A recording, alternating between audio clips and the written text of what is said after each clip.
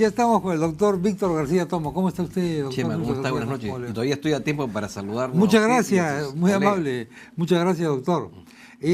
A mí me hace que pensar el hecho de que hay este conflicto de poderes, judicial versus legislativo. Me da la impresión de que el legislativo a veces se convierte en judicial y se convierte en ministerio público y se convierte en todo, y que quiere hacerlo todo. Mi perplejidad consiste también en lo siguiente: el Poder Legislativo investiga o hace que unos congresistas investiguen a otros que son sus enemigos políticos. Un poco raro. Cuando yo voy a un juzgado y me toca un juez que tiene un pleito personal conmigo, yo lo recuso al juez. O él de oficio se inhibe porque dice, eso se va a interpretar mal. ¿Qué pasa con el Poder Judicial en su enfrentamiento con el Poder Legislativo? Chema, después de la Segunda Guerra Mundial se va estableciendo paulatinamente en los estados modernos lo que se llama el Estado Constitucional, que no es otra cosa el de acerar los mecanismos de control en defensa de la Constitución y de los derechos fundamentales. Y ese es este caso, que no debería llamar la atención porque ya existían precedentes establecidos por la Corte Interamericana de Derechos Humanos. ¿El Congreso debe investigar? ¿Puede investigar? Porque es muy complicado realmente que unos congresistas sean objetivos investigando. Digamos, muy raro. El tema de las comisiones investigadoras se inicia en Inglaterra y se les denominó inicialmente comisiones de encuesta, que era acumular información para que los legisladores pudieran eventualmente mejorar su política legislativa. Y luego en Estados Unidos, a raíz del caso Sinclair, que fue un general que perdió todo su ejército fue aniquilado por una tribu indígena, se decidió, y aquí viene, establecer una comisión investigadora para conocer los hechos.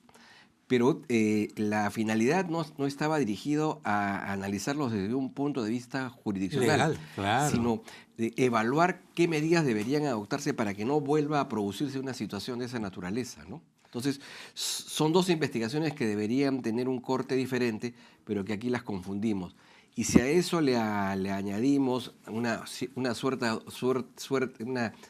dosis de inadversión política, trátese de quien se trate, porque hoy puede ser uno de un partido y el otro del otro, pero finalmente la medida es la misma. Eso es lo que estamos viendo. Lo que pasa es que da la impresión de que las comisiones investigadoras del Congreso se sienten tribunales y tienen que terminar tipificando los delitos. Y hace parte... Y exigiendo que el Ministerio Público encauce por estos delitos a las personas investigadas por la comisión. Y la idea no es encontrar la verdad, sino determinar una responsabilidad. Es decir, la lógica es diferente, ¿no? Es decir, voy a buscar la manera en cómo te encuentro responsable, ¿no? Claro, entonces, ¿hasta dónde puede llegar este conflicto de poderes? Porque con motivo del veto, digamos, o de la jalada de orejas de este juez a la comisión del Congreso, hay algunos congresistas que dicen no hay que hacerle caso, porque somos un poder autónomo. Entonces somos el primer poder del Estado. Como somos el primer poder del Estado, ese juez cumple en realidad una función literaria, decorativa, periodística, etc. Yo creo que habría que felicitar al juez tanto en la primera como en la segunda resolución. No solamente porque, de mi punto de vista, ha actuado bien, sino porque ha actuado con valentía, que es un rasgo necesario en el Poder Judicial. Aquí, evidentemente, hay una confrontación entre un poder y el otro. Pero evidentemente parte de la responsabilidad del fuero jurisdiccional es controlar los excesos y abusos de poder. Y eso me parece correcto. Controlar los excesos no solo del Poder Ejecutivo. Del Legislativo. De todos los poderes del Estado en general. Claro, sí. Del poder en general. ¿No? Justamente todo este tema de la división de poderes con Montesquieu, Locke, se basaba justamente en los pesos y contrapesos, ¿no? Entonces, se está rindiendo culto aquí a las bases mismas del constitucionalismo. Sí, pues. El Tribunal Constitucional admite a trámite el planteamiento para declarar inconstitucional la ley del servicio militar.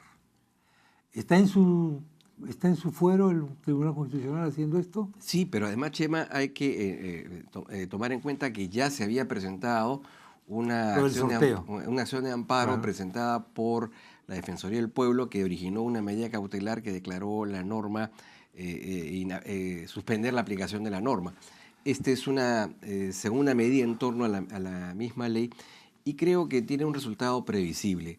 No hay que ser muy informado en esta materia para no darse cuenta que en efecto hay una infracción al principio de igualdad sobre la base de una diferenciación por razón económica, ¿no? La pregunta es por qué se ha insistido en esta cuestión, tanto cuando desde el punto de vista de la opinión pública esto está destinado al fracaso. Por lo menos un sector de la opinión pública, quizás el sector de la opinión pública que más llegada tiene a los medios, digamos. Pero se había creado un clima ya muy, muy desfavorable al famoso sorteo y a toda esa Sí, cosa. la tosudez no es buena compañera. ¿Por qué ha ocurrido esto? Sí, creo que lo más conveniente hubiese sido retroceder y replantear digamos, la redacción de la norma, pero bueno, es una crónica de una muerte anunciada, creo que no hay que ser muy... cantado lo que iba a pasar. Ahora, de todas maneras hay una cosa, necesitamos cubrir ciertas plazas en el ejército que no han sido cubiertas. O sea, aparentemente no ha funcionado bien el tema de los incentivos para que los muchachos se ingresen al ejército. Eso está claro. La pregunta es cómo hacerlo. La intención del legislador debe ser encontrar los mecanismos de hacer interesante, de hacer útil, de hacer apetecible el incorporarse transitoriamente al ejército, más que otro tipo de medidas, ¿no? Por allí está el camino. Nos ha faltado un poco de imaginación. Imaginación. No están funcionando algunos incentivos que son interesantes, ¿no? El de beca 18 y otros. ¿Faltaría algo más que eso? Sí, bueno, hay que mejorar el trato, mejorar el rancho, mejorar los estipendios económicos, ¿no? La llamada propina. Incluso generar mecanismos de formación o de instrucción que permitan luego que eso reditúe en la vida diaria, ¿no? Claro. Eso es lo que hay que incentivar. Porque tradicionalmente el licenciado del ejército, sobre todo el de origen indígena, el de origen campesino, cuando regresaba a su comunidad tenía un prestigio social importante. Después de haber hecho su servicio militar, porque salía con cierta preparación, alfabetizado, con algún oficio, cosas así, ¿no? Incluso, Chema, usted sabe, buena parte de la música de andina del centro, de alguna manera ha encontrado la complicidad de la formación musical que se le ha dado. En el ejército, ¿sí? Claro. ¿No? Ha habido las bandas de música. De música, ¿no? Exactamente. Ahora, lo que es cierto también es que el mercado ha crecido, las posibilidades de incorporarse al mercado de trabajo han aumentado. Son mayores. Entonces, sí. Las ambiciones de la gente, ya vemos, las expectativas de los jóvenes han variado, ¿no? Eso no se puede dejar de soslayar, ¿no? Claro. Sobre todo si estamos hablando, y efectivamente estamos teniendo un cierto boom económico en los últimos años, ya por un periodo largo. Sí, en Perú, sí, eso está muy bien. Como nunca. De repente sabe a poco para un joven esta cosa. Sí, y eso obliga a que, digamos, a quienes elaboren sean más imaginativos, ¿no? Con esto del cierre de ciertas oficinas de la administración americana. Hay una situación muy... Los peruanos decimos, pero ¿cómo? ¿Qué pasa? ¿Están cerrando las oficinas? Y efectivamente, eso tiene una repercusión ahora acá, porque la Embajada Americana en Lima, como en otros países, ha sacado un comunicado diciendo que mientras dure por lo menos este bloqueo que hay, va a restringir ciertas funciones. Muchos no entendemos bien por qué ocurre eso. ¿Cómo es posible que eso ocurra en los Estados Unidos? ¿Cómo lo ve usted eso? Me parece que algunas políticas del presidente Obama no han sido bien acogidas por la oposición. Claro. Y que esa falta de entendimiento entre esos dos grandes bloques está no solamente frustrando la reforma, sino además generando, digamos, este tipo de problemas, ¿no? Desde el punto de vista demócrata, por lo menos, hay un sector importante de la población americana que percibe que esta es la venganza de los republicanos por la política de salud de Obama, ¿no? Sí. Porque lo que le están diciendo es retira tu paquete de salud y te vamos a aprobar el famoso presupuesto. Ese es el otro lado. Pueda funcionar. Mientras que aquí tenemos un problema de fragmentación política que nos impide ponernos de acuerdo, en aquellos sistemas en donde hay dos grandes bloques, cuando estos tampoco se ponen de acuerdo, se generan este tipo de dificultades, ¿no? Normalmente vemos el sistema americano como un sistema mejor, en cuanto a que hay dos grandes partidos, estos archipiélagos políticos que hay en el Perú y en América Latina. En el Perú lo que tenemos ya no se sabe si son partidos, porque se van formando de acuerdo a las elecciones todos estos grupos, ¿no? Bueno, y digamos son organizaciones políticas agarra todo, ¿no? Porque digamos ahora lo vamos a ver dentro de poco, es decir, quiero conformar una lista, entonces ya una voleibolista de todas maneras, un cómico, claro, tres o popular.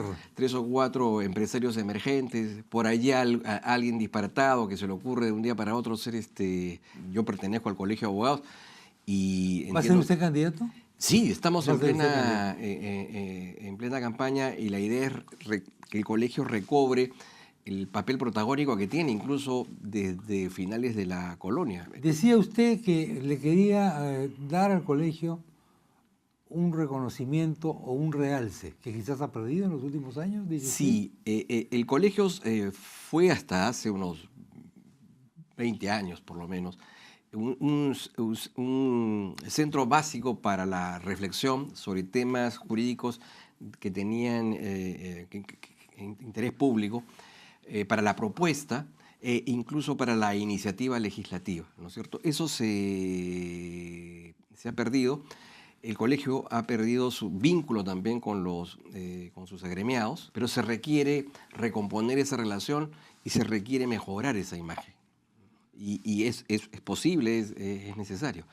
Y en eso juega un factor importante. Muchos abogados que se han alejado del colegio, incluso no votan, prefieren pagar la multa.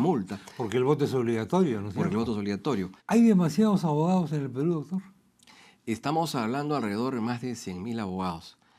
Suena una multitud enorme. Sí, no, y sobre todo una gran mayoría de abogados jóvenes que ingresan en situaciones desventajosas y hasta precarias en el mercado de trabajo.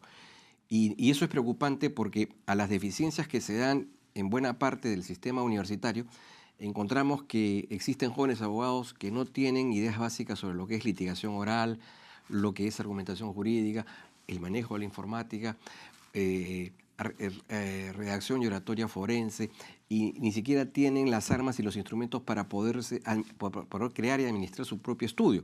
Entonces, esas carencias tienen que ser cubiertas de alguna manera y ese es un papel que el colegio tiene que dar, ¿no? El colegio ha centrado su atención, y nos parece muy bien, en el abogado litigante. Eso está muy bien, eso no se debe descuidar.